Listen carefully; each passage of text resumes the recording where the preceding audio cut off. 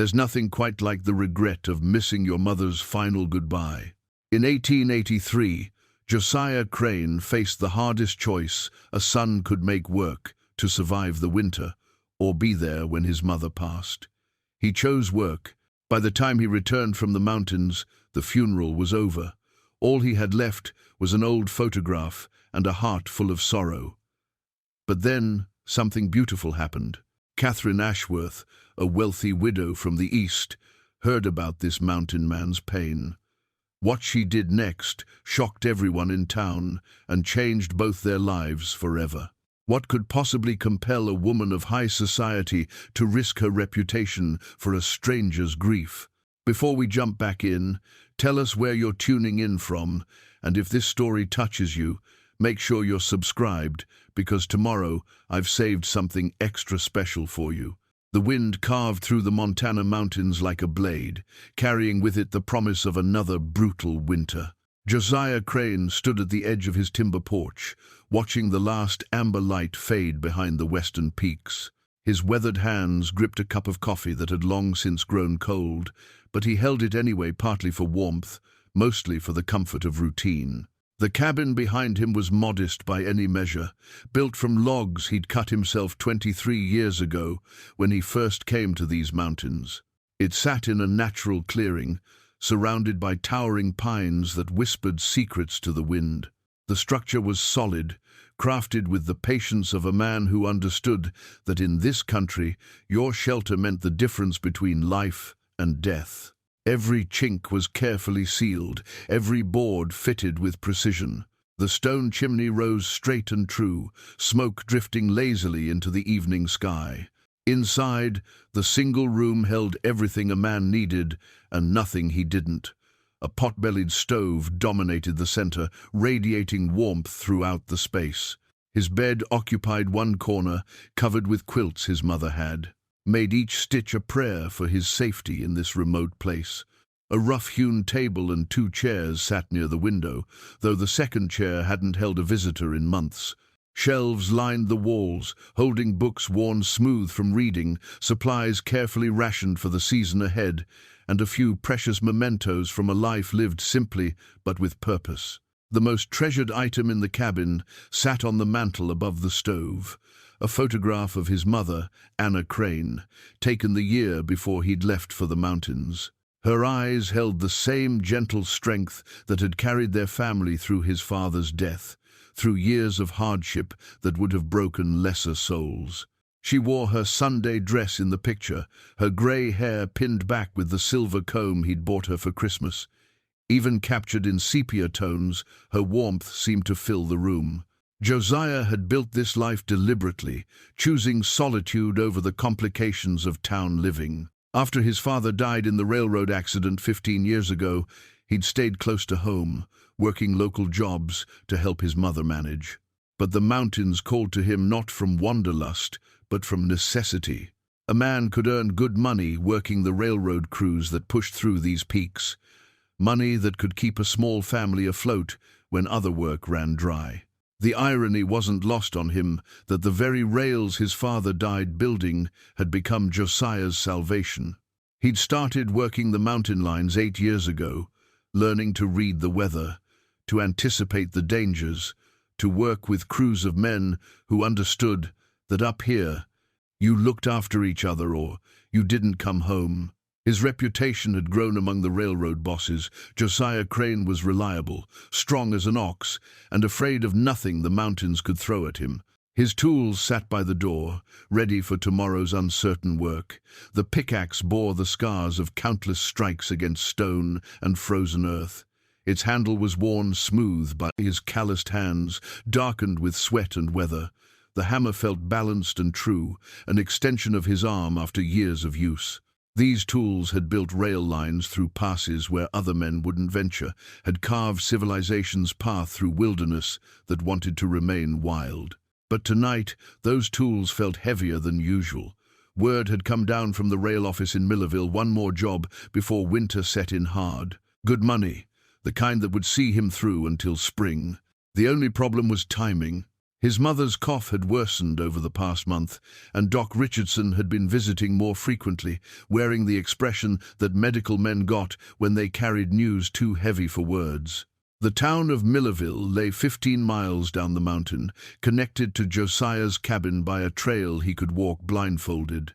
It wasn't much of a town, maybe 300 souls when the weather was good and the railroad crews were working. A main street lined with weathered buildings, a church with a bell that rang every Sunday, a general store that doubled as the post office, and Sally's boarding house where travelers could get a hot meal and a clean bed. His mother lived in a small house near the church, the same house where Josiah had been born 34 years ago. She'd raised him there after his father died, taking in sewing and washing to make ends meet, never once complaining about the hand life had dealt her. Anna Crane possessed the kind of strength that came from faith, not the showy kind that needed an audience, but the quiet certainty that sunrise would follow, sunset, that kindness mattered more than wealth, and that love could sustain a person through anything. She'd been proud when Josiah found steady work with the railroad, even though it meant long absences. "You do what you must, son," she'd told him. "I raised you to be a man who keeps his word and pays his debts. The good Lord will take care of the rest." Those words had carried him through storms and avalanches, through nights when the cold bit so deep it felt like death itself.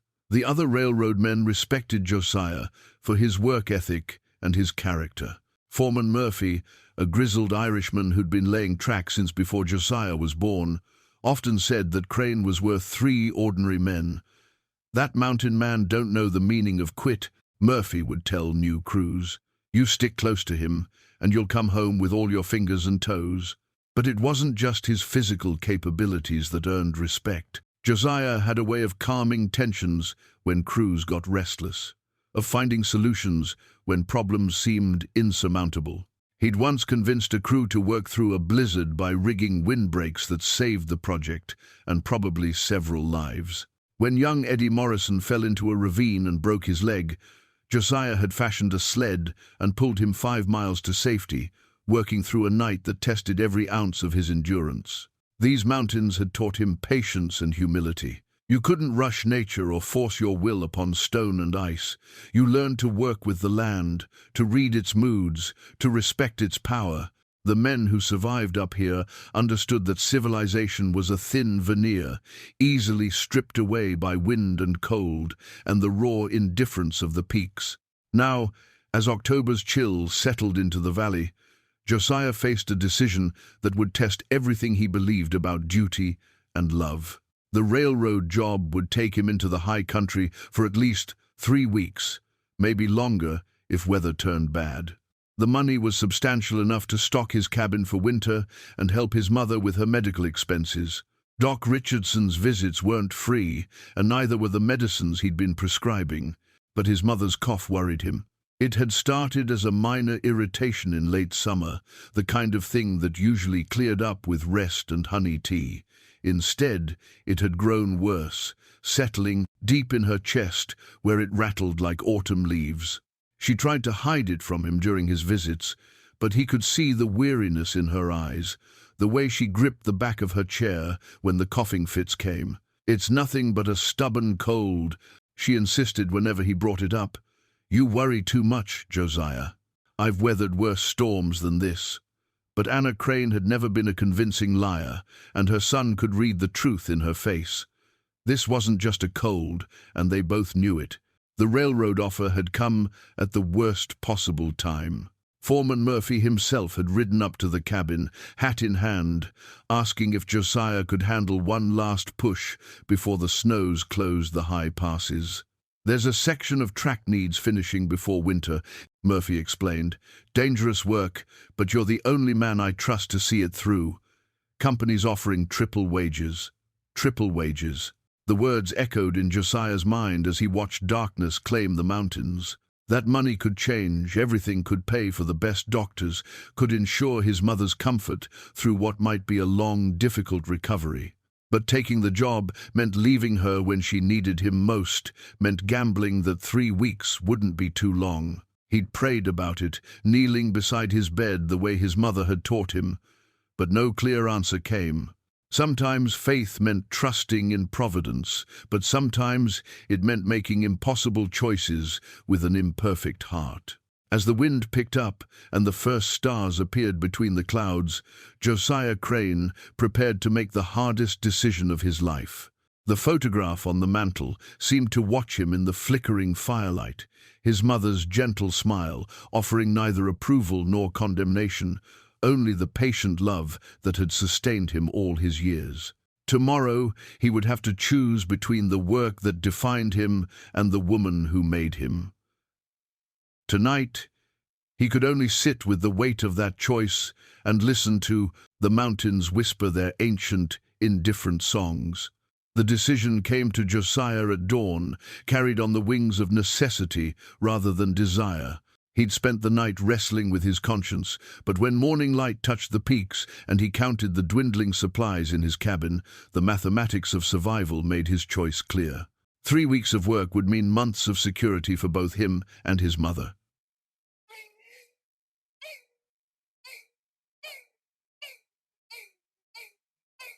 He would take the railroad job. The ride down to Millerville felt longer than usual, his horse picking its way carefully along the frost-slicked trail.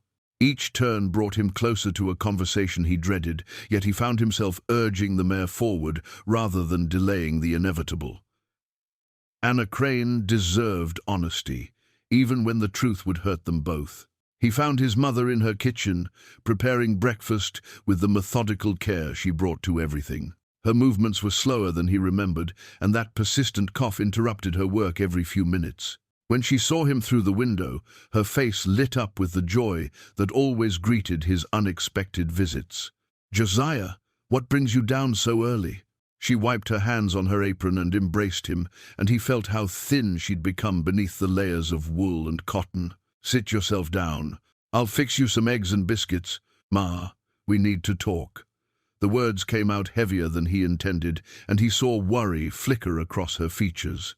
They sat at the small table where he'd eaten countless meals as a boy, where she'd helped him with his letters, where they'd planned his future together after his father died. He explained the job offer, watching her face carefully as he spoke. She listened without interruption, her weathered hands folded in her lap, her eyes never leaving his face. When he finished, she was quiet for a long moment, her gaze drifting to the window where morning light painted the world in shades of gold and amber. "How long?" she asked finally. 3 weeks, maybe 4 if the weather turns bad." She nodded slowly, and he could see her weighing his words against the realities they both understood. Money was scarce, winter was coming, and opportunities like this didn't present themselves often in their corner of the territory. "The money's good?" she asked. "Very good. Enough to see us both through winter, with plenty to spare." Anna Crane had raised her son to be honest, and she'd learned to recognize truth in his voice. She also knew him well enough to understand that he'd already made his decision, that he was seeking her blessing rather than her permission. "Then you should go," she said, reaching across the table to squeeze his hand. "We've weathered separations before, son. 3 weeks isn't forever." But even as she spoke the words, that deep cough seized her, bending her forward with its force.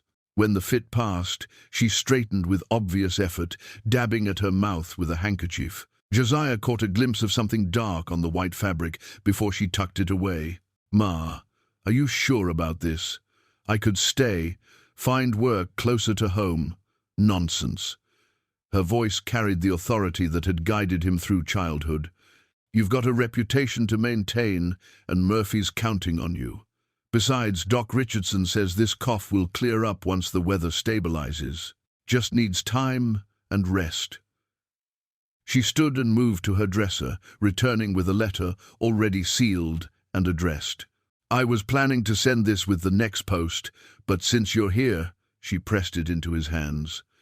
"For when you get lonely up there in those mountains." The letter felt substantial in his palm, more than a simple note. "What's in it?" "Just some thoughts from an old woman to her son. Read it when you need reminding of how proud I am of you." Her smile was gentle but firm. "Now, you'd better get moving if you want to catch Murphy before he heads out."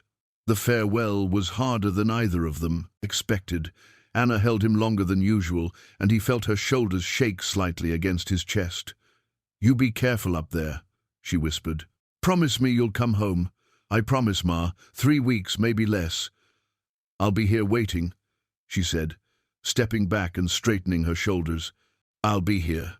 The journey to the high country took 2 days of hard riding through terrain that grew more challenging with each mile. Josiah joined Murphy's crew at the base camp, a collection of rough shelters and supply tents positioned near the unfinished rail line. The work was exactly as advertised: dangerous, demanding, and essential.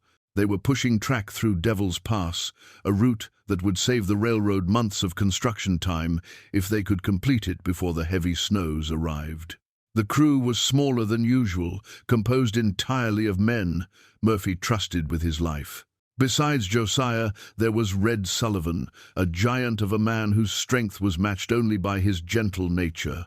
Tom Bradley, a demolitions expert who could place charges with surgical precision, and young Pete Morrison, Eddie's brother, who worked twice as hard as anyone to prove himself worthy of the crew. The work consumed their days from dawn to dusk. They blasted through granite walls, laid track across spans that dropped into seeming nothingness, and battled weather that changed without warning. The high altitude made every task more difficult, but the crew pressed on with the determination of men who understood the stakes. Josiah threw himself into the labor with characteristic intensity, partly to earn his wages and partly to quiet the nagging worry about his mother. He told himself that 3 weeks would pass quickly, that she was stronger than her recent frailty suggested, that Doc Richardson would take good care of her. But deep in his heart, a voice whispered warnings he tried not to hear. 2 weeks into the job, the first major storm hit. It came without warning, a wall of snow and wind that turned day into night and made work impossible. The crew huddled in their shelters, playing cards and telling stories while nature raged outside. When the storm finally passed 3 days later, they emerged to find the world transformed, white and silent and beautiful in its deadly perfection. "We push through," Murphy announced as they surveyed the changed landscape. "Company wants this section finished, and we've got maybe a week before the next big one hits." They worked with desperate efficiency, knowing that each day brought them closer to the point where the weather would make further progress impossible.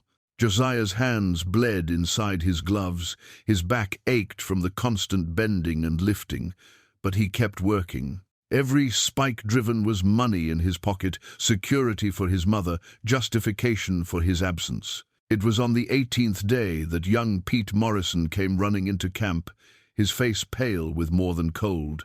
He'd ridden down to the nearest telegraph office to send Murphy's weekly report, and he carried news that hit Josiah like a physical blow. "Message for you, Crane," Pete said, his voice barely above a whisper. "Came through this morning." The telegram was brief, the words stark against the yellow paper.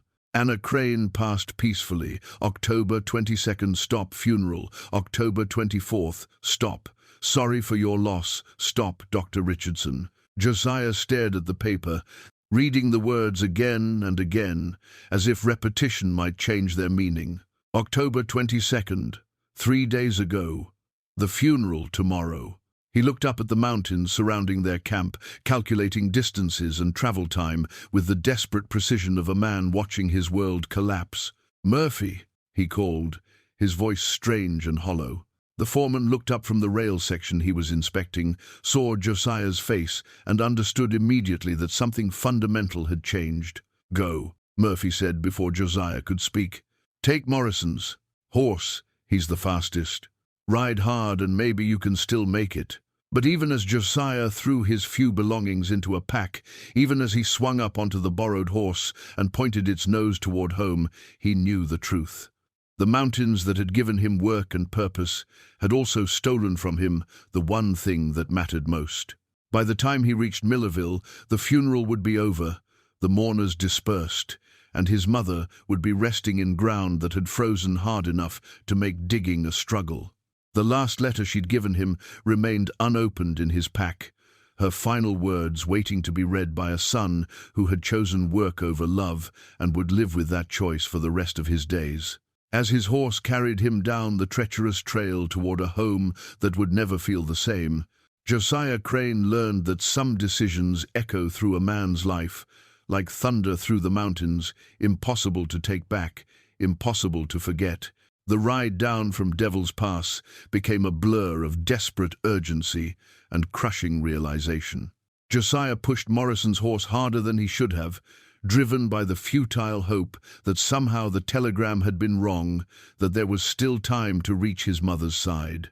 But with each mile that passed beneath the horse's hooves, the mathematics of distance and time told him what his heart refused to accept. He arrived in Millerville as the sun was setting on October 24th, the very day his mother was laid to rest. The horse was lathered and trembling from the punishing ride, but Josiah barely noticed. He dismounted outside his mother's house and stood for a moment in the gathering dusk, looking at windows that would never again glow with her lamplight. The door was unlocked, it always had been, a testament to the trust that existed in their small community. Inside, everything appeared exactly as he remembered from his last visit, yet the absence of life transformed the familiar space into something foreign and hollow. Her coffee cup still sat on the kitchen table, her reading glasses folded beside the Bible she'd been studying. The silence felt oppressive, broken only by the ticking of the mantel clock that continued its faithful count of moments his mother would never see. Doc Richardson found him there an hour later, sitting at the kitchen table and staring at his mother's empty chair.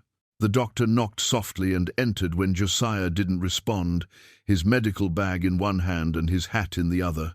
"Josiah," Doc Richardson said gently, "I'm sorry you didn't make it in time. Tell me what happened." Josiah's voice sounded foreign to his own ears, flat and lifeless. Doc Richardson took the chair across from him, the same chair where Anna had sat countless times while the doctor examined Josiah's childhood scrapes and fevers. Her lungs gave out. It happened quickly, she didn't suffer. Father Miguel was with her at the end. When? Tuesday morning, just after sunrise.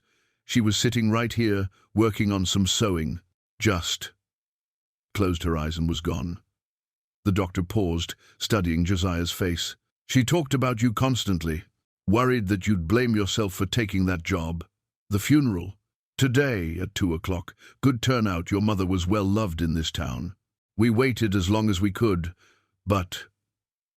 Doc Richardson gestured helplessly. October ground freezes fast up here. We couldn't wait any longer. Josiah nodded, understanding the practicalities even as they cut deep. Where? Church cemetery, next to your father. Father Miguel said some beautiful words about her faith and devotion. The whole town was there, Josiah. She wasn't forgotten. After Doc Richardson left, Josiah walked through the house like a man in a dream. He found his mother's mourning dress hanging in her wardrobe, the black wool dress she'd worn to his father's funeral and every Memorial Day since. She'd had it cleaned and pressed, waiting for the occasion when she would need it for her own departure.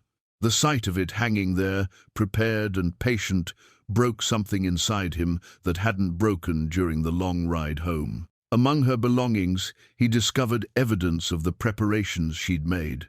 A neat stack of papers on her dresser contained her will, written in her careful handwriting and witnessed by Father Miguel and Doc Richardson. She'd left everything to Josiah, along with detailed instructions for her burial and a list of debts to be settled. Even in death, Anna Crane was taking care of others.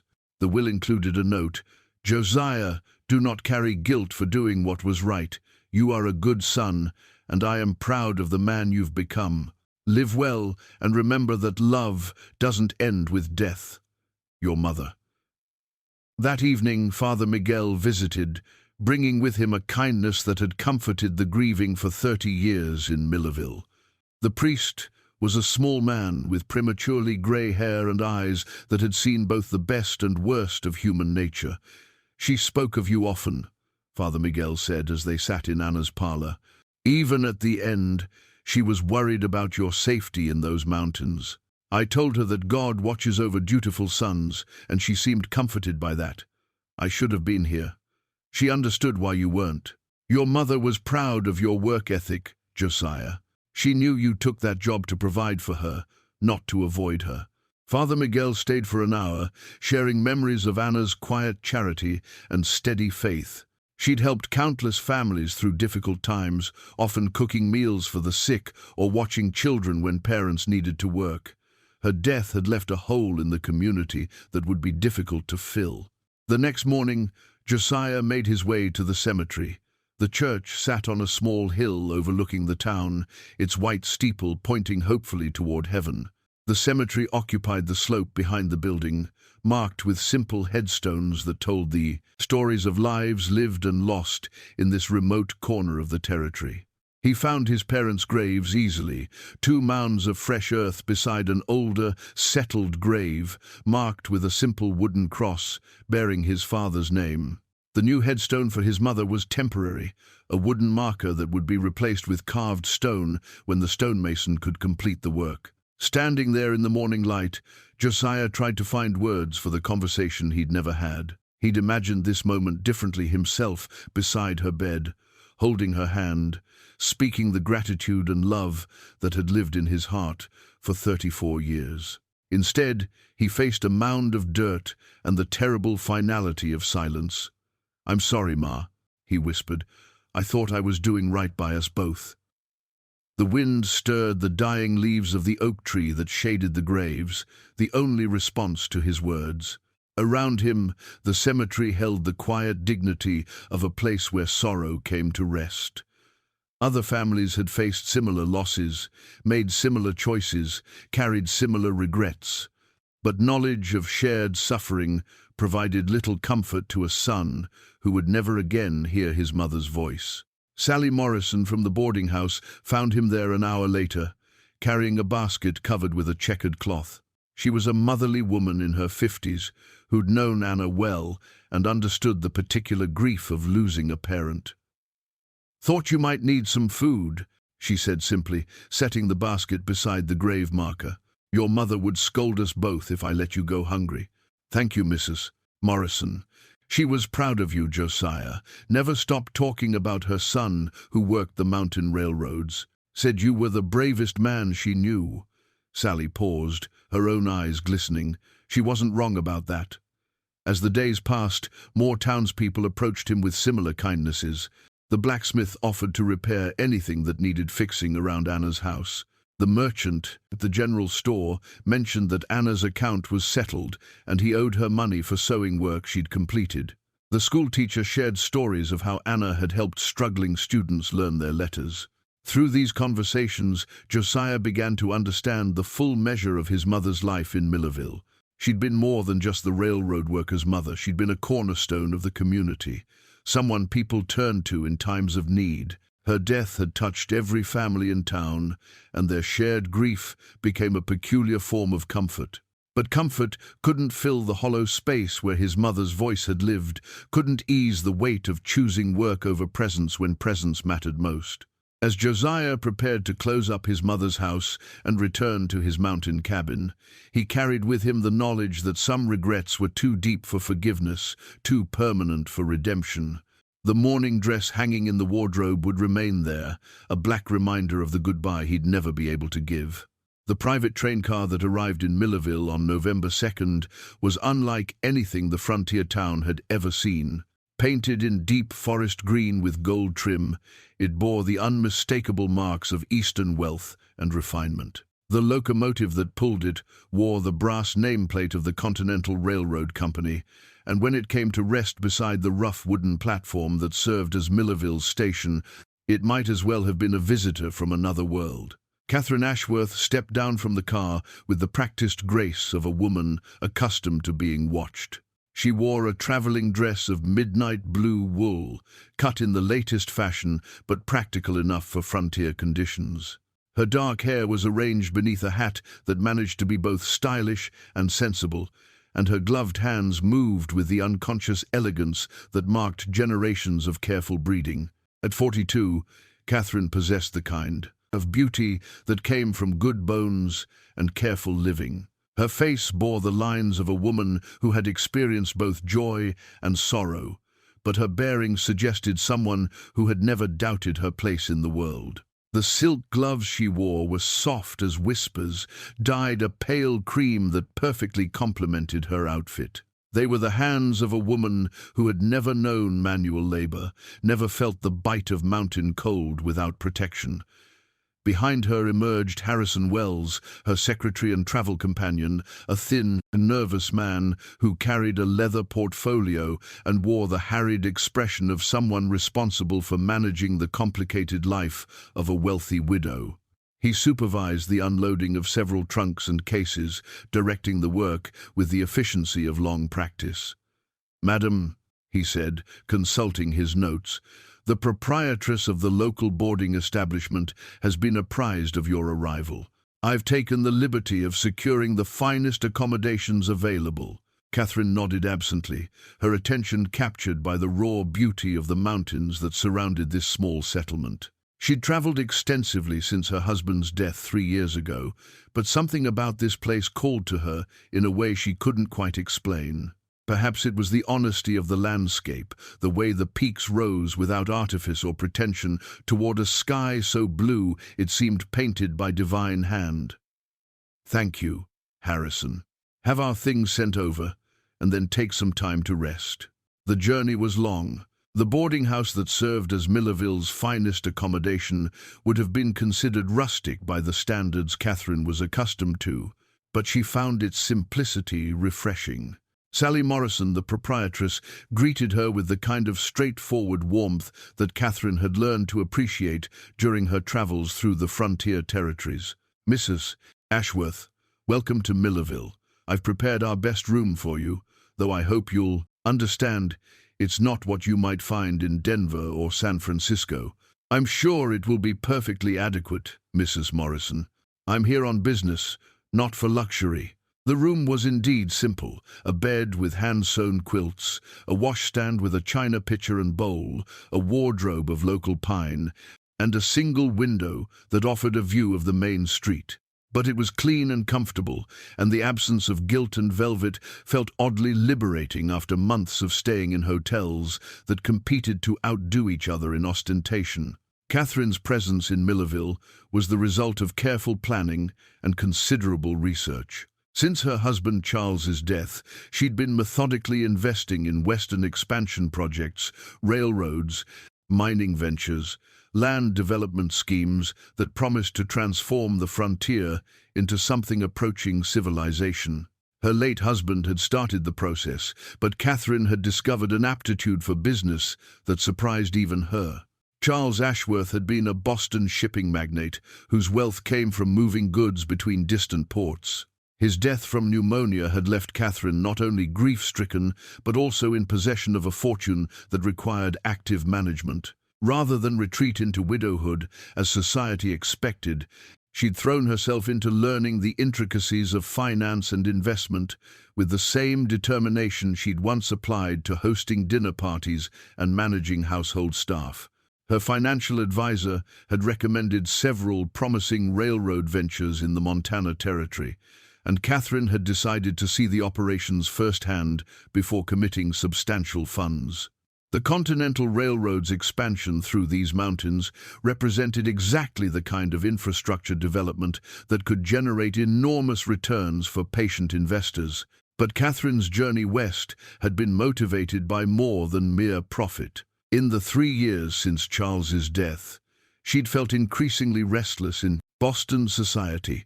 The endless round of social obligations, the carefully scripted conversations about weather and fashion, the way people spoke to her as if widowhood had somehow diminished her intelligence, all of it had begun to feel like a beautifully appointed prison.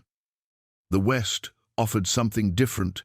Here, she'd discovered, a person's worth was measured by their actions rather than their ancestry. The women she'd met during her travels possessed a strength and independence that both impressed and inspired her. They ran businesses, made decisions, shaped their own destinies in ways that would have scandalized Boston drawing rooms. That evening, Catherine dined in the boarding house's common room, sharing the long table with other guests and residents. The conversation was refreshingly direct talk of weather and crops, railroad schedules and mining claims, the practical concerns of people building lives in challenging circumstances. It was during this meal that she first heard mention of Josiah Crane.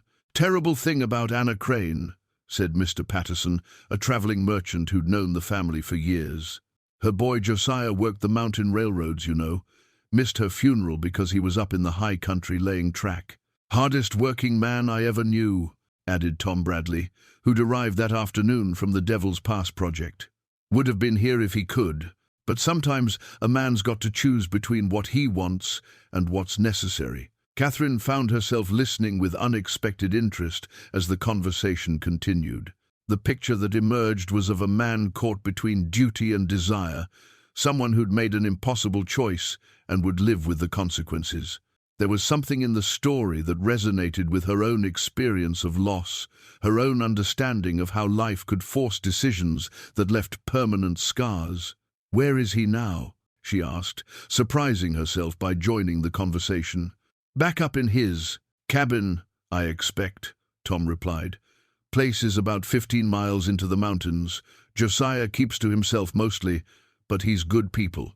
His ma raised him right." That night, Catherine lay in her narrow bed, listening to the unfamiliar sounds of a frontier town settling into sleep. Through her window, she could see stars more brilliant than any visible from Boston, scattered across a sky that seemed impossibly vast. She thought about Josiah Crane, this man she'd never met, whose grief had somehow touched her heart. In her carpetbag, she carried letters of credit worth more money than most people would see in a lifetime. She'd come west to invest in railroads and land, to turn her inheritance into an even greater fortune.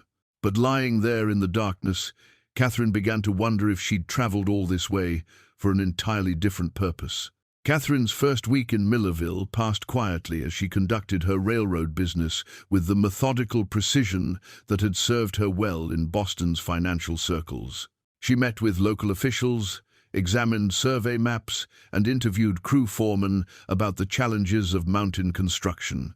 The Continental Railroad's Mountain Division impressed her with their competence and determination, and she found herself genuinely interested in the engineering problems they faced. But even as she focused on business matters, she couldn't stop thinking about the mountain man who'd missed his mother's funeral. The story haunted her in ways she didn't fully understand, perhaps because it echoed her own regrets about time lost with Charles during his final illness. She'd been so busy managing social obligations and household affairs that she'd missed precious moments that could never be recovered. It was Father Miguel who provided the details that crystallized her growing resolve. The priest visited the boarding house on Catherine's 4th day in town, having heard that an Eastern lady of some standing was staying there. His manner was gentle and unpretentious, and Catherine found herself drawn into conversation about the community she was temporarily joining. "Mrs. Crane was one of our most devoted parishioners," Father Miguel explained when Catherine carefully steered the conversation toward the Crane family. She never missed Sunday service, and her charity work was legendary. When families fell on hard times, Anna always seemed to know who needed help. "And her son? Josiah is a good man, caught in circumstances beyond his control. The railroad work pays well, but it takes him away for weeks at a time. His mother understood the necessity, even if it broke her heart." Father Miguel paused, seeming to weigh his words carefully. "I performed the funeral service myself. We waited as long as we could, hoping he might arrive. But October ground freezes quickly up here. The burial couldn't be delayed." Catherine nodded, understanding the practical realities, even as her heart ached for a man she'd never met. Was there a proper service? A suitable resting place? Oh, yes. The entire town attended. Anna was much beloved. "We buried her beside her husband in the church cemetery, with all the dignity befitting a woman of her character." Father Miguel's expression grew thoughtful. "Though I confess, It troubles me that Josiah never had the chance to say goodbye properly. There's healing in ritual, in the formal marking of loss. That evening, Catherine made her decision. She summoned Harrison Wells to her room and instructed him to make discreet inquiries about the cost and logistics of arranging a memorial service. Her secretary, accustomed to his employer's occasionally impulsive generosity, took notes without question, though his eyebrows rose at some of the specifications. "You want me to contact Pemberton and Sons in Denver?" Harrison asked, his pen poised over his notepad. "The same firm that handled Mr. Ashworth's funeral arrangements?" "Indeed, I want their finest mahogany casket with silver handles and silk lining. Something worthy of a woman who raised such a devoted son. Madam, forgive me, but the deceased has already been interred." "I'm aware of that, Harrison. This is for a second service, a proper memorial that will allow her son to pay his respects as he should have been able to do originally." Harrison's expression grew more puzzled, but he continued taking dictation. Catherine's instructions were detailed and specific. The casket was to be shipped immediately by special freight, along with professional mourning decorations, memorial programs printed on quality paper, and arrangements for a minister from Denver to officiate if Father Miguel proved unwilling. "And the location, madam? I'm still determining that. Make inquiries about purchasing a suitable plot of land near Mr. Crane's mountain property. Somewhere peaceful, with a good view." The next morning, Catherine began the delicate process of implementing her plan. She started with Father Miguel, approaching him after morning mass with a proposal that clearly surprised the elderly priest. "You wish to arrange a second funeral for Anna Crane?" Father Miguel repeated, as if he might have misheard. "A memorial service," Catherine corrected gently. "Her son deserves the opportunity to say goodbye properly, and the community deserves a chance to honor her memory more fully. I understand you've already provided excellent service, Father, but sometimes circumstances require additional gestures." Father Miguel studied her with eyes that had seen every variety of human motivation. "This is most unusual, Mrs. Ashworth. May I ask, what prompts such generosity toward a family you've never met?" Catherine had prepared for this question, though her true motivations remained mysterious even to herself. "I lost my own husband 3 years ago, Father. I understand how important proper farewells can be for those left behind. Consider this my way of honoring both Mrs. Crane's memory and her son's grief." The priest was quiet for a long moment, and Catherine could see him weighing pastoral care against potential scandal. A wealthy Eastern widow arranging elaborate funerals for strangers would certainly provide fodder for gossip. "The expense," he began, "is my concern entirely. I ask only for your blessing and assistance in making the arrangements appropriately respectful." Father Miguel's eventual agreement came with conditions. The service would be simple, despite the expensive trappings, focused on celebration of Anna's life rather than display of wealth. Catherine readily agreed, recognizing wisdom in his approach. The next challenge came from Pemberton and Sons themselves. Mr. Pemberton, reached by telegraph, expressed bewilderment at the unusual request. His firm had handled funerals for senators and railroad barons, but never a second burial for a frontier woman whose son could afford such expenses. "The casket alone will cost more than most people in that territory earn in 5 years, Pemberton explained during their lengthy telegraph exchange. "Are you certain about these specifications?" Catherine was certain. If she was going to honor Anna Crane's memory, she would do it properly, with the kind of dignity that wealth could provide, but that Josiah's honest labor couldn't afford. The mahogany casket would be crafted from trees older than the territory itself, lined with silk, softer than clouds, fitted with handles that would gleam like captured sunlight. Word of Catherine's unusual plan began to spread through Millerville, despite her attempts at discretion. The arrival of telegrams from Denver, combined with Harrison's careful inquiries about land purchases and memorial arrangements, created the kind of mystery that small towns found irresistible. Sally Morrison was the first to approach Catherine directly about the rumors. The boarding house proprietress knocked on Catherine's door one evening, carrying a tea service and wearing an expression of maternal concern. "Mrs. Ashworth, I hope you'll forgive my directness, but people are talking. They say you're planning some kind of funeral for Anna Crane, and I feel obligated to mention that the poor woman is already properly buried." Catherine invited Sally to sit and poured tea with the social grace that had been bred into her bones. "I'm arranging a memorial service, Mrs. Morrison. Mr. Crane deserves the opportunity to honor his mother's memory properly." "That's very kind, but I wonder if you understand how such things might be viewed. We're simple people here, Mrs. Ashworth. Grand gestures from outsiders can create more problems than they solve." The warning was delivered gently, but Catherine heard the concern behind it. She was an outsider, someone whose wealth and social position could easily be seen as condescending rather than generous. The last thing she wanted was to turn her gesture of compassion into a source of community discord. "What would you suggest?"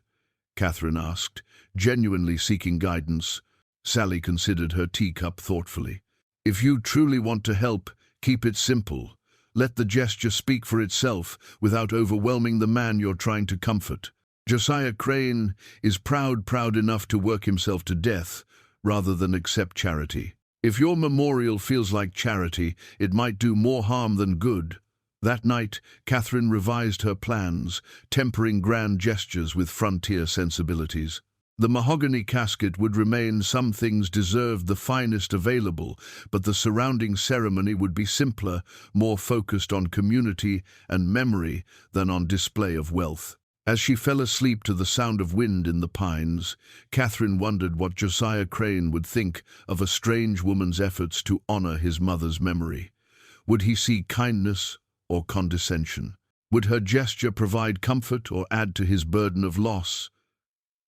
Tomorrow, she would have to decide whether to proceed with her unusual plan or abandon it before the expensive casket arrived from Denver. Either way, she was already more invested in this mountain man's grief than wisdom would have counseled. The mahogany casket arrived on a Tuesday morning, creating more excitement in Millerville than the town had seen since the railroad first came through 5 years earlier.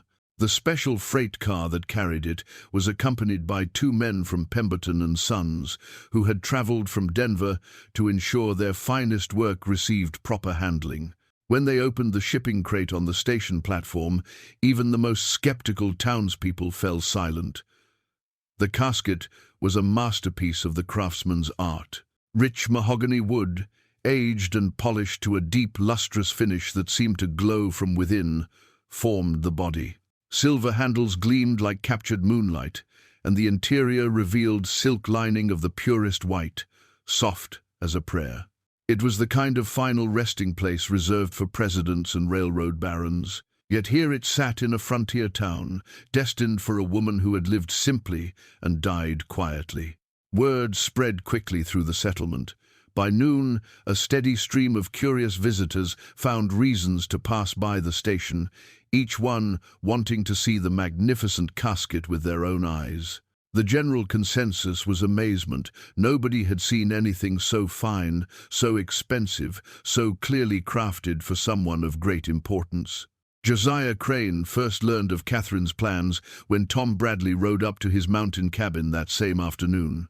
The railroad worker had heard the news in town and felt obligated to warn his friend about the unusual developments. "There's an Eastern lady in town," Tom began without preamble, "and she's arranged some kind of memorial service for your mother." Josiah set down the axe he'd been using to split firewood and studied his visitor's face. "What kind of memorial service?" "The expensive kind, mahogany, a casket from Denver, the works.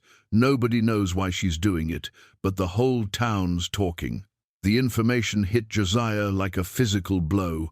He'd been living with his grief in solitude, working through his guilt and sorrow in the privacy of his mountain retreat. The idea that a stranger, a wealthy stranger, had decided to involve herself in his most private pain felt like an invasion.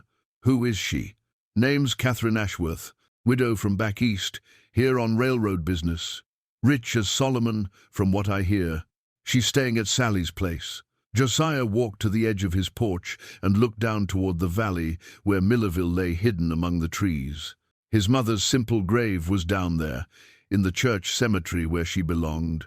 The idea of someone else, someone who'd never known Anna Crane, presuming to arrange elaborate ceremonies, felt wrong in ways he couldn't articulate. Did she know my mother? Never met her. That's what has people puzzled. Sally Morrison says the lady heard your story and decided to help, but nobody understands why. That evening, Josiah sat at his rough-hewn table and carefully carved a headstone for his mother's grave. He'd been working on it since returning from the mountains, shaping a piece of local pine into something that would properly mark her resting place. The wood was humble, but every cut was made with love, every letter carved with the precision of deep feeling. He'd inscribed her name, the years of her birth and death, and below that, a simple phrase, "Beloved mother and friend." It wasn't elaborate, but it came from his heart, the heart of a son who'd learned too late the true cost of absence. As he worked, sanding the letters smooth and treating the wood to withstand mountain weather, Josiah tried to understand why this stranger would involve herself in his family's affairs. Was it pity? Some kind of wealthy person's game? The idea that his mother's memory had become entertainment for someone with too much money and too little sense made his jaw clench with suppressed anger. Meanwhile, in town, Catherine faced growing criticism for her unusual project. The arrival of the expensive casket had crystallized opposition that had been building since word of her plans first spread. A delegation of prominent townspeople, led by Mr. Hendricks from the general store and Mrs. Patterson from the church auxiliary, visited her at the boarding house to express their concerns. Mrs. Ashworth, Mr. Hendricks began diplomatically, "We appreciate your generous intentions, but some of us worry that this memorial might cause more harm than good." Catherine received them in the boarding house's small parlor, serving tea with the grace that had been drummed into her since childhood. "I'm listening to your concerns, Mr. Hendricks. It's the expense, you see. That casket cost more than most families here make in years. It makes Anna's original burial look poor by comparison, and that reflects badly on all of us who participated." Mrs. Patterson nodded in agreement. "Anna was one of us. Mrs. Ashworth, simple people who take care of our own. Your grand gesture makes it seem like what we provided wasn't good enough." Catherine hadn't considered this perspective, and the realization troubled her. "I meant no disrespect to the community's efforts. I simply wanted to honor Mrs. Crane's memory properly." "But whose definition of properly are we using?" asked Dr. Richardson, who had joined the delegation. "Anna lived modestly and died peacefully. She wouldn't have wanted elaborate displays or expensive ceremonies. She would have wanted her son to heal from his grief and move forward with his life." The doctor's words carried particular weight because of his relationship with the Crane family. Catherine found herself reconsidering not just the details of her plan, but the wisdom of the entire enterprise. "What would you have me do? The casket is already here. The arrangements are made." "Talk to Josiah," Dr. Richardson suggested. "Before you go any further, talk to the man you're trying to help. Find out if he wants your assistance." That night, Catherine couldn't sleep. She stood at her window, looking up at the mountains where Josiah Crane lived with his grief and his hand-carved memorial. The mahogany casket sat in the freight office like an expensive reproach to her good intentions, beautiful and meaningful to no one but herself. She'd come west seeking purpose, drawn by stories of frontier independence and genuine achievement. Instead, she found herself accused of the same kind of thoughtless charity that she'd criticized in Boston society, grand gestures that served the giver's conscience more than the recipient's needs. Harrison Wells found her in the parlor the next morning, staring out at the mountains with her untouched breakfast growing cold beside her. "Madam, the memorial arrangements are proceeding as planned. Father Miguel has agreed to officiate, and the cemetery plot has been secured. Shall I confirm the date?" Catherine turned from the window, her decision crystallizing as she spoke. "First, Harrison, I need you to arrange a meeting. There's someone I must speak with before we proceed." "Of course, madam. Who would you like me to contact?" "Mr. Josiah Crane. If I'm going to honor his mother's memory, I should at least have the courtesy to ask his permission." The simple wooden headstone Josiah was carving would never compete with elaborate monuments or expensive ceremonies. But it carried something the mahogany casket lacked: the weight of genuine love, the authority of a son's devotion, the simple truth of grief honestly expressed. As Catherine prepared to climb into the mountains to meet the man whose sorrow had captured her imagination, she wondered if her grand gesture could ever match the power of such humble sincerity. The journey to Josiah Crane's mountain cabin required Catherine to hire a guide and travel by horseback along trails that challenged even experienced riders. She'd insisted on making the trip herself, despite Harrison's protests about the dangers and impropriety of a woman of her station venturing into such remote territory. Something about this meeting felt too important to delegate. Her guide was Pete Morrison, the young railroad worker who'd carried the telegram that shattered Josiah's world. Pete knew the mountain trails well and understood the gravity of Catherine's mission, though he remained skeptical about its wisdom. "Josiah's not much for visitors," Pete warned, as they navigated a particularly treacherous section of trail. "He's been keeping to himself since his ma died. Might not take kindly to strangers showing up unannounced." Catherine adjusted her position in the unfamiliar saddle, grateful for the practical riding clothes she'd purchased in Denver. "I understand his need for privacy, but this conversation is necessary. I won't proceed with my plans without his consent." The cabin, when they finally reached it, exceeded Catherine's expectations. She'd imagined something crude and temporary, but Josiah's home revealed the work of a man who built things to last. The logs were perfectly fitted, the roof sound and weatherproof, the entire structure harmonizing with the natural landscape as if it had grown from the mountain itself. Josiah emerged from the cabin as they approached, his hand resting on the handle of an axe stuck in a chopping block. He was taller than Catherine had expected, with the kind of lean strength that came from years of physical labor. His dark hair showed premature gray at the temples, and his eyes held the wary intelligence of a man accustomed to solitude. "Mr. Crane," Pete called out, "I've brought someone to see you. This is Mrs. Catherine Ashworth from back east." Josiah's gaze moved from Pete to Catherine, taking in her expensive riding clothes and obvious Eastern refinement. His expression remained carefully neutral, but Catherine sensed the tension beneath his polite facade. "Ma'am," he said simply, touching his hat brim in acknowledgement. Catherine dismounted with Pete's assistance, feeling suddenly uncertain now that she faced the man whose grief had prompted her unusual intervention. "Mr. Crane, I apologize for the intrusion. I know you value your privacy, but I felt we needed to speak before I proceeded with certain arrangements. The memorial service, it wasn't a question. Yes, I wanted to explain my intentions and seek your permission before continuing." Josiah studied her for a long moment, and Catherine felt as if she were being weighed and measured by someone who'd learned to read character in the set of a person's shoulders. The steadiness of their gaze. "Pete, you can water the horses and rest for a spell," Josiah said finally. "Mrs. Ashworth and I have some talking to do." He led her to the cabin's porch, where two chairs sat overlooking the valley below. The view was breathtaking, endless peaks and forests stretching to the horizon, painted in the gold and amber of late afternoon light.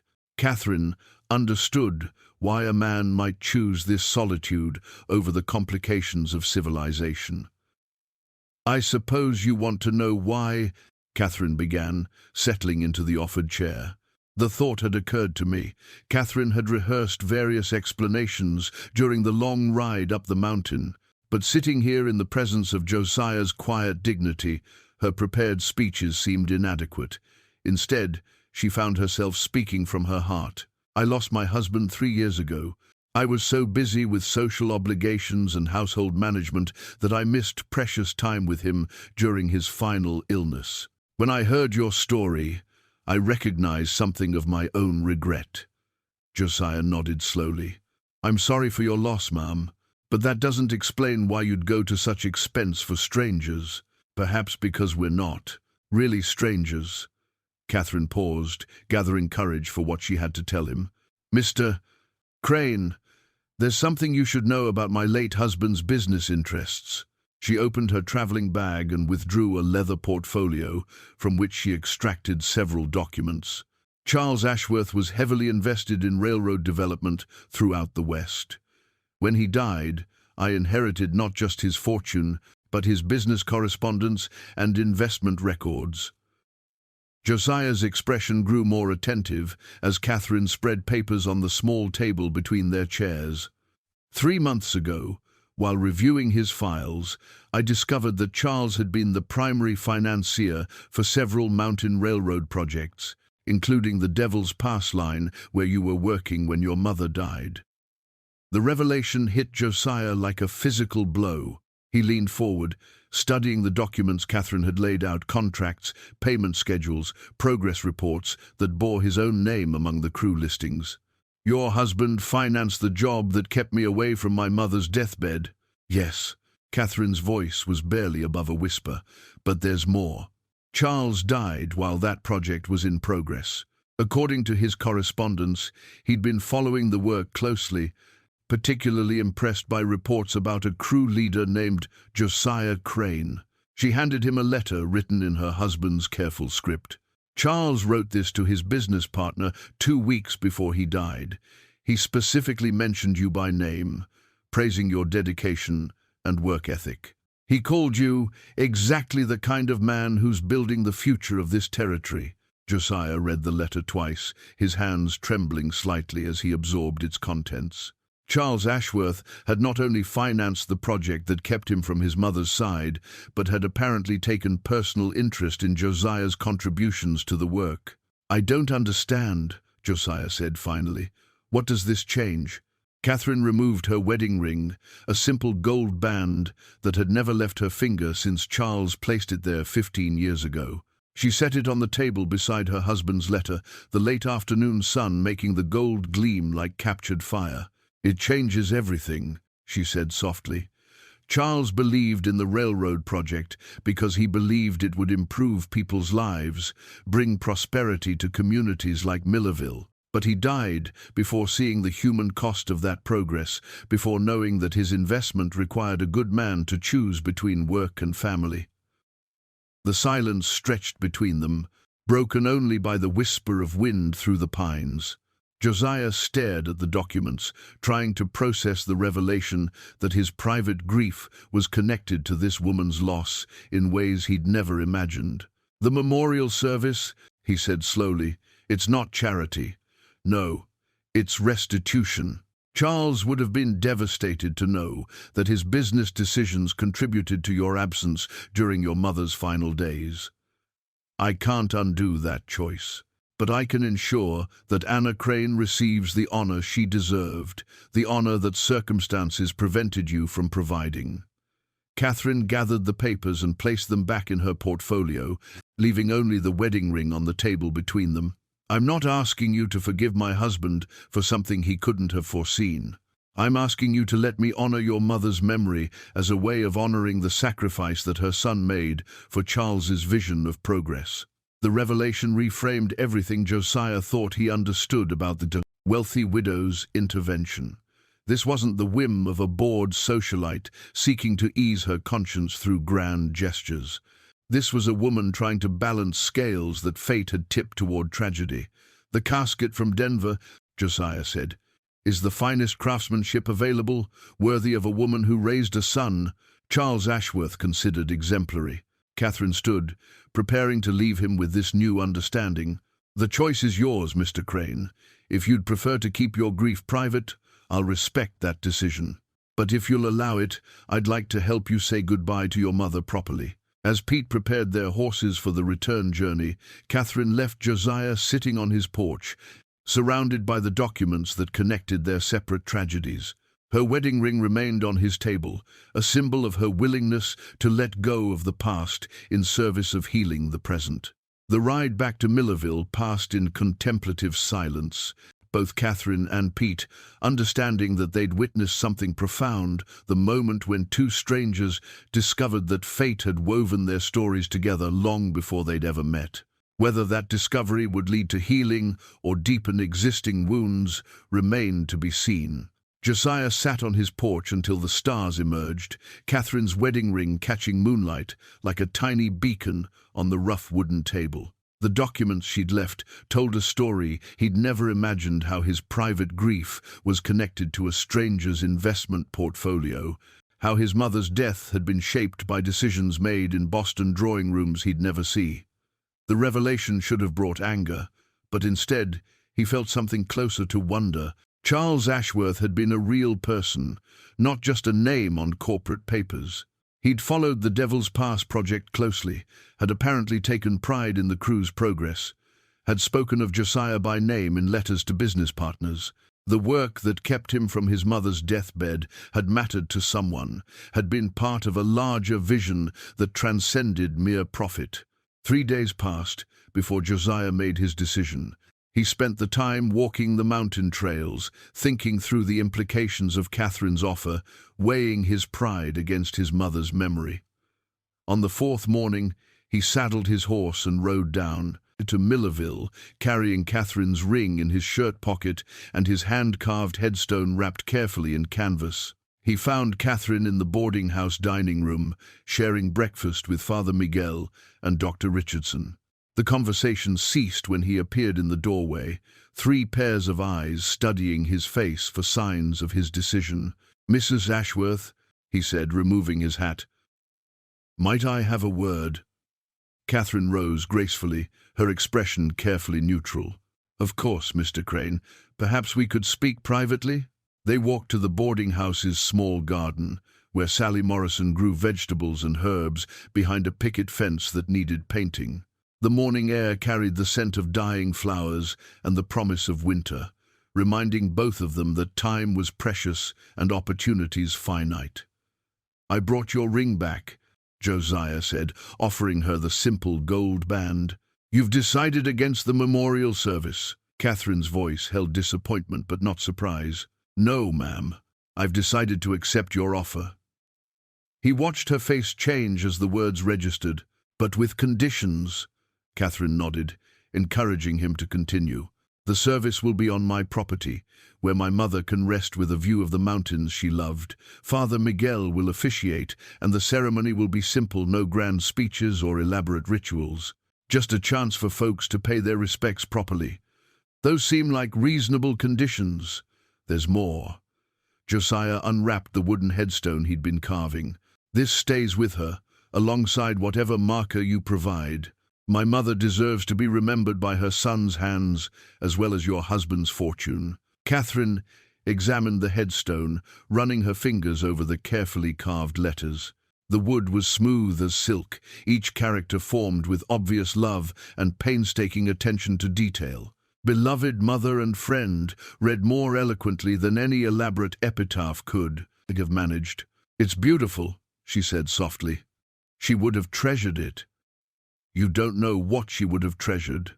The words came out sharper than Josiah intended, and he saw Catherine flinch at the rebuke. But instead of taking offense, she nodded in acknowledgement. "You're right. I never knew your mother, and I should remember that. I'm honoring my husband's memory as much as hers, perhaps more." The honesty in her admission softened something in Josiah's expression. "Why did you keep your husband's ring all this time?" Catherine looked down at the simple band in her palm. "Because taking it off felt like abandoning him completely. As long as I wore it, part of our marriage continued. And now I think Charles would want me to use our shared resources to help rather than hide behind them." She slipped the ring into her reticule with a gesture that seemed final. "When should we hold the service?" "Sunday afternoon. Gives folks time to prepare without interfering with regular church services." Over the next 3 days, Millerville transformed as word of the memorial service spread. Catherine's revelation about her husband's connection to the railroad project had leaked out. changing the community's perception of her unusual gesture. What had seemed like wealthy condescension now appeared as an attempt to balance moral accounts, and public opinion shifted accordingly. Sally Morrison proved instrumental in organizing the community response. She coordinated food preparations, arranged transportation for elderly residents who wanted to attend, and gently managed the social dynamics that such an unusual event might create. Anna would have loved this, she told Catherine, as they planned the reception that would follow the service. Not the expense or the attention, but the way it's bringing people together. That's what she cared about: community, connection, people looking after each other. The mahogany casket was transported to Josiah's property on Saturday morning, carried by 6 men from the railroad crew who had worked with him and respected his character. Tom Bradley supervised the work, ensuring that Pemberton and Sons' masterpiece received the careful handling it deserved. Dr. Richardson had suggested that the casket remain empty, a symbolic gesture rather than an actual reburial. Anna's body would rest peacefully in the church cemetery, but her memorial service could provide the closure that circumstances had denied her son. Catherine arrived at Josiah's cabin early Sunday morning, bringing with her a selection of memorial programs printed on quality paper. Each program featured Anna's name and dates, a brief biography highlighting her community service, and a verse from scripture that Father Miguel had suggested. She opens her hand to the poor and reaches out her hands to the needy. "It's perfect," Josiah said, reading the program. She would have liked that verse. Father Miguel said it was her favorite. She quoted it often when organizing help for struggling families. They worked together through the morning, arranging chairs borrowed from the church, setting up tables for the reception, and preparing the site where the casket would rest during the ceremony. The mahogany gleamed in the mountain sunlight, its silver handles reflecting the surrounding peaks like mirrors. "It's more beautiful than I imagined," Josiah admitted, studying the casket's craftsmanship. Charles always believed that important moments deserved appropriate settings. He would have approved of honoring your mother this way. By noon, people began arriving. They came on foot, on horseback, and in wagons, families from Millerville and the surrounding areas who had known Anna Crane and respected her son. The railroad crew arrived together, led by Foreman Murphy, who had traveled down from the high country specifically for the service. Pete Morrison brought his entire family, including his brother, Eddie, whose leg had healed well after Josiah's rescue in the ravine. The school teacher came with several former students who remembered Anna's help with their lessons. Even Mr. Hendricks from the general store attended, despite his earlier criticism of Catherine's plans. As the crowd gathered around the simple gravesite Josiah had prepared, Catherine felt a profound sense of rightness about her decision. This wasn't about grand gestures or social positioning. This was about a community coming together to honor one of their own, made possible by resources that could finally serve a worthy purpose. Father Miguel arrived carrying his worn Bible and wearing the serious expression he reserved for life's most solemn moments. He shook hands with Josiah, nodded respectfully to Catherine, and surveyed the assembled crowd with satisfaction. Anna would have been amazed by this turnout, he told Josiah. She never fully understood how much she meant to this community. The service began at 2 o'clock, with Father Miguel's clear voice carrying across the mountain, clearing as he spoke about love, loss, and the connections that bind communities together. Catherine stood beside Josiah throughout the ceremony, no longer the wealthy outsider arranging charity for strangers, but a woman who had found her own path to healing through service to others. The mahogany casket sat empty, but somehow full of meaning, a symbol of how fate could connect the most unlikely people in the most unexpected ways. As the afternoon sun painted the mountains in shades of gold and amber, Anna Crane received the farewell her son had been denied the chance to give, surrounded by the love of a community that would never forget her quiet grace. Father Miguel's voice carried across the mountain, clearing with the authority of long practice and deep faith. "We gather today not in sorrow, but in celebration of a life well lived. Anna Crane embodied the virtues that build strong communities: kindness, generosity, and unwavering faith in the goodness of human nature. Josiah stood beside the empty mahogany casket, his hand resting on the smooth wood as if drawing strength from its presence. The crowd had grown larger than anyone expected, nearly the entire population of Millerville, along with railroad workers who had traveled from distant camps to pay their respects. Their faces reflected the genuine affection that Anna had inspired through years of quiet service. Anna never sought recognition for her acts of charity, Father Miguel continued. She simply saw need and responded, whether it was a meal for a sick neighbor, help with a difficult lesson, or comfort for a grieving friend. Her legacy lives not in monuments of stone, but in the lives she touched. Catherine found herself deeply moved by the simple eloquence of the service. This was nothing like the formal Episcopal ceremonies she'd attended in Boston, where ritual often overshadowed meaning. Here, every word felt personal, every gesture authentic. As Father Miguel spoke about Anna's devotion to her son, Josiah's composure finally cracked. 3 weeks of suppressed grief broke free in a sob that seemed to come from the depths of his soul. Catherine, standing beside him, felt his anguish as if it were her own. Without thinking, she reached out and took his hand, offering what comfort she could to a man she was only beginning to know. "Let us pray for Anna's eternal rest," Father Miguel said, "and for healing for those who mourn her passing." During the prayer, Sally Morrison approached the casket, carrying something wrapped in faded cloth. She unwrapped it carefully, revealing an old Bible, leather-bound, worn soft from decades of use, its pages yellowed with age. This was Anna's personal Bible, the one she'd read every morning and evening for as long as anyone could remember. "I found this among Anna's things," Sally said quietly to Josiah. "Doc Richardson asked me to bring it today. He said, there was something inside you needed to see." Josiah opened the Bible with trembling hands.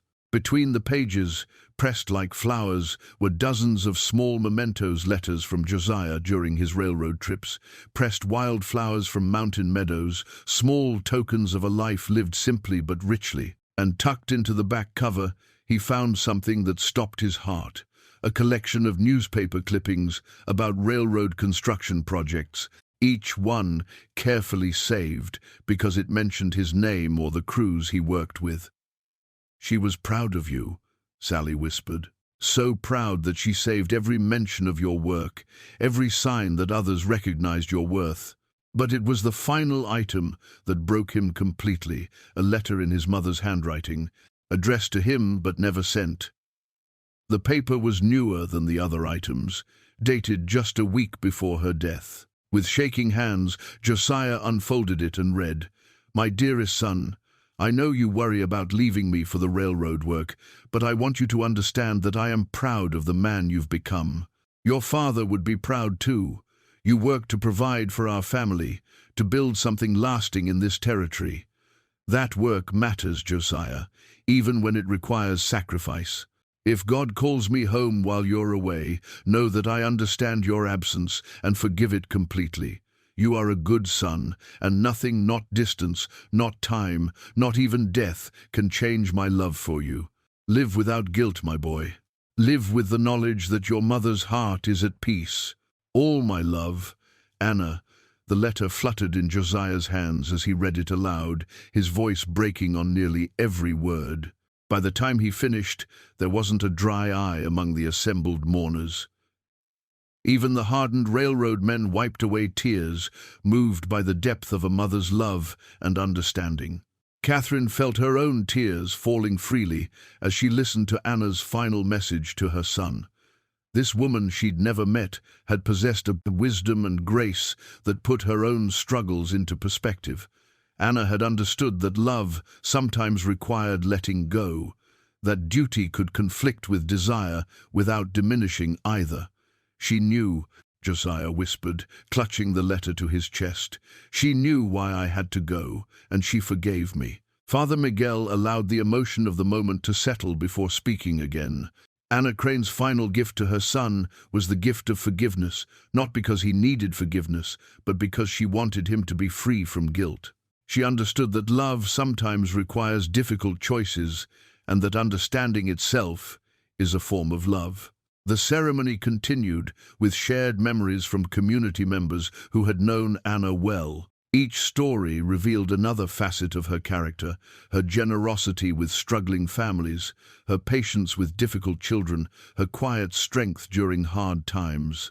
Through these memories, Catherine began to understand the full measure of the woman whose memorial service had brought them all together.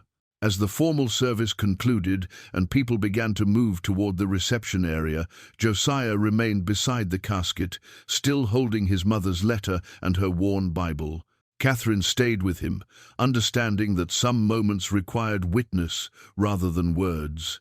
In the afternoon light, with the mountains rising around them like cathedral walls, Mother's final message had finally reached her son. The reception that followed the memorial service took place on Josiah's porch and in the clearing around his cabin. Tables borrowed from the church groaned under the weight of food that the community had prepared: fresh bread, preserves, roasted meats, and pies that filled the mountain air with the sense of home and comfort. People who had driven long distances to attend seemed reluctant to leave, as if Anna's memory had created a temporary sanctuary in the wilderness.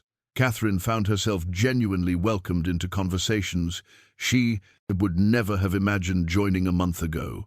Mrs. Patterson shared stories about Anna's sewing circle, while Tom Bradley and the railroad crew explained how Josiah's reputation for integrity had spread throughout the mountain construction camps. She was no longer the wealthy outsider arranging charity, but simply another mourner honoring a good woman's memory. "Your husband's investments helped build something important up here," Foreman Murphy told her as they watched Josiah accept condolences from a steady stream of visitors. "That Devil's Pass line will bring prosperity to communities that never had much hope before." Anna understood that, even if it cost her time with her son. Dr. Richardson approached, carrying a small wooden box that he presented to Josiah with ceremony. "Your mother asked me to give this to you when the time was right. I think today qualifies."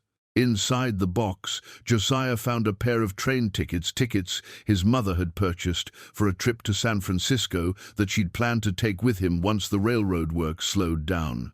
The tickets were dated for the spring of 1884, a future that would never arrive, but which represented Anna's faith that better times lay ahead. She was saving money for months to buy those. "Dr. Richardson explained, wanted to see the ocean before she died, and she wanted to see it with you. She said the railroad would make such trips possible for ordinary folk like yourselves." Catherine studied the train tickets, simple pieces of paper that represented dreams deferred and love postponed. They reminded her of her own unused tickets, the trips she and Charles had planned but never taken because business always seemed to interfere. The parallels between her story and Josiah's struck her with renewed force.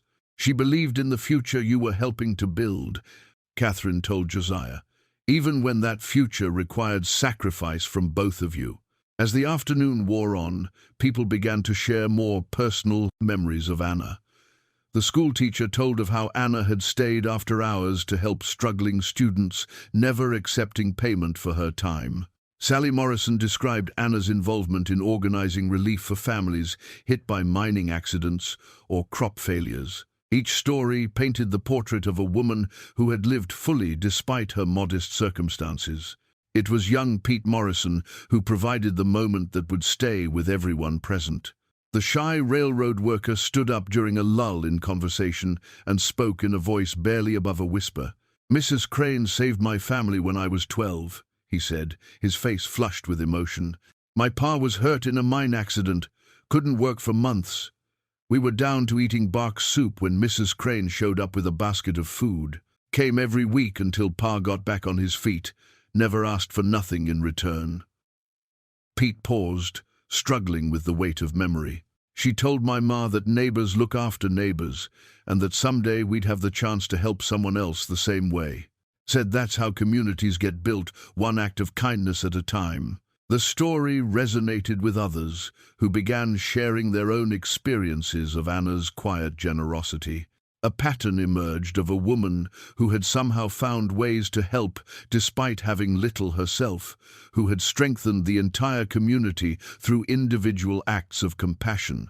Catherine listened with growing amazement and something approaching humility. Her expensive casket and elaborate arrangements seemed suddenly small beside the monument of good works that Anna had built through simple daily choices. This woman had created a legacy without wealth, without recognition, without any of the advantages that Catherine had taken for granted.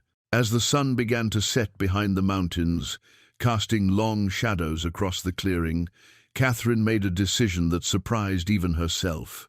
She stood and addressed the assembled crowd, her voice carrying the authority of her social position, but tempered by genuine emotion. "I came to Montana to honor Mrs. Crane's memory," she said, "but I've learned that her true memorial already exists in the lives she touched and the community she helped build. Rather than simply funding today's service, I'd like to establish something permanent, a fund that will continue Anna Crane's work of helping families in need." The announcement created a stir of excitement and gratitude. Catherine continued, outlining her vision for a charitable foundation that would provide assistance to families facing medical emergencies, job losses, or other crises that could devastate frontier households. Mrs. Crane understood that communities thrive when members support each other, Catherine concluded. This fund will ensure that her example of compassion continues to benefit people long after today's memories fade. Josiah approached her as the crowd dispersed into the gathering dusk. "You didn't need to do that." "Yes, I did," Catherine replied, studying the train tickets he still held.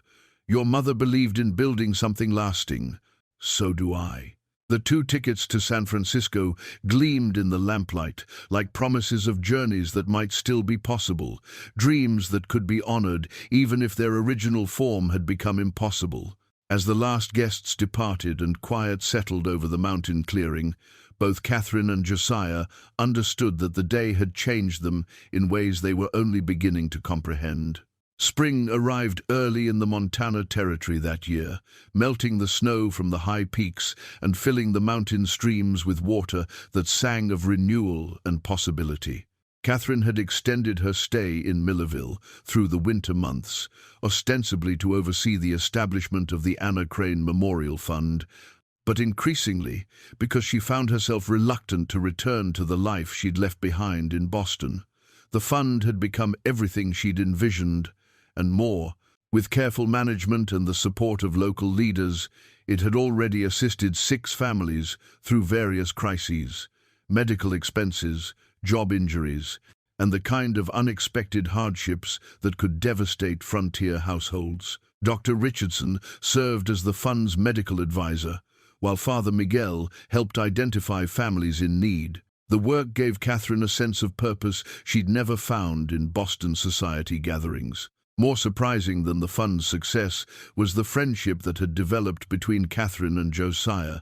Their shared connection through the railroad project and Anna's memorial had evolved into something deeper, a recognition of kindred spirits who had both learned hard lessons about love, loss, and the choices that define a life.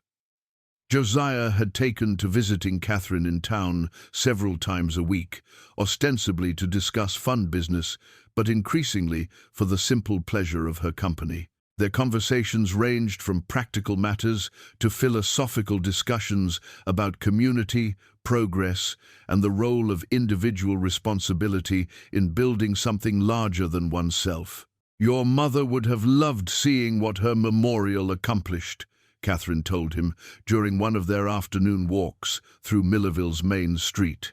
The town had grown noticeably during her stay, with new businesses and families attracted by the railroad connections that Charles's investments had helped make possible. "She would have been amazed that her story reached so far," Josiah replied. "Ma always thought her influence ended at the church cemetery." They paused outside the general store where a new sign advertised fresh goods weekly via Continental Railroad. The transformation of the frontier was visible everywhere: better supplies, faster communication, opportunities that hadn't existed even a year earlier. Catherine understood now how Charles had envisioned progress, how individual sacrifices could contribute to collective advancement. The Anna Crane Memorial Fund had established its headquarters in a small building next to the church, where Catherine spent most of her working hours. She'd discovered an aptitude for the practical aspects of charity work, evaluating needs, managing resources, coordinating volunteers. The work engaged her intelligence in ways that Boston's social obligations never had. On this particular spring afternoon, she was reviewing applications for assistance when Josiah arrived, carrying something wrapped in soft cloth. His expression combined nervousness with determination, as if he'd reached a decision that both excited and terrified him. "I brought you something," he said, setting the bundle on her desk. "It's not much, but I wanted you to have it." Catherine unwrapped the cloth to reveal a quilt unlike anything she'd ever seen. The pattern was complex and beautiful, composed of fabric squares that seemed to tell a story. As she examined it more closely, she realized that the squares had been cut from dresses, some familiar, some not. "The blue fabric is from my mother's Sunday dress," Josiah explained. "The green is from her everyday work dress. The white squares come from her wedding dress, which she kept in a trunk for 40 years. Catherine's fingers traced the careful stitching that joined the squares. "It's beautiful, Josiah, but these are precious family memories. I couldn't—" "The other squares are from your traveling dresses," he continued, his voice growing stronger. "Sally Morrison helped me collect fabric samples during the winter. She said it was proper for a quilt to represent both families when they're joining together." The words hung in the spring air like a question waiting for an answer. Catherine looked up from the quilt to find Josiah watching her with an expression she'd never seen before: hope tempered by vulnerability, love offered without guarantees. "Joining together?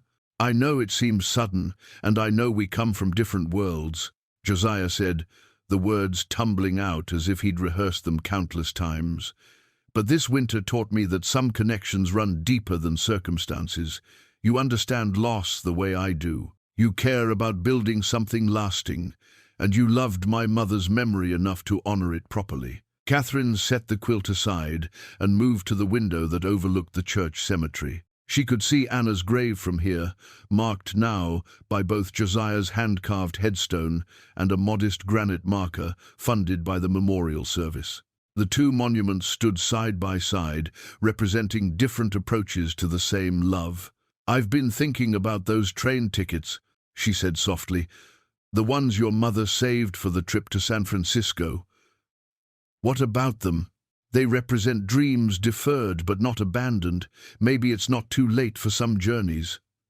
She turned back to face him, and Josiah saw his answer in her smile before she spoke it aloud. "I'd be honored to accept your proposal, if you're sure about taking on a stubborn Eastern widow with more money than sense. I'm sure about taking on a woman with the heart to honor a stranger's grief and the wisdom to turn it into something lasting." They were married a month later in a ceremony that brought together the entire community. Father Miguel officiated, Sally Morrison organized the reception, and the railroad crew served as Josiah's groomsmen. Catherine wore a simple dress appropriate for frontier life, and the quilt served as their wedding blanket, a symbol of two lives and two histories woven together into something stronger than either could have achieved alone. The Anna Crane Memorial Fund continued to grow under their joint management, eventually expanding to serve multiple communities throughout the territory. The work kept them connected to the values that had brought them together: service, compassion, and the understanding that individual choices could contribute to collective progress. Years later, when grandchildren asked about their unlikely romance, Catherine and Josiah would tell them about a photograph, a railroad job, and the way grief could sometimes lead to grace. They'd speak of how love could emerge from loss, how strangers could become family, and how the memory of a good woman could inspire others to build something lasting in her honor. The quilt remained with them always, a reminder that the strongest bonds are often forged from the fabric of shared sorrow and mutual understanding, stitched together with threads of hope and the patient work of healing hearts.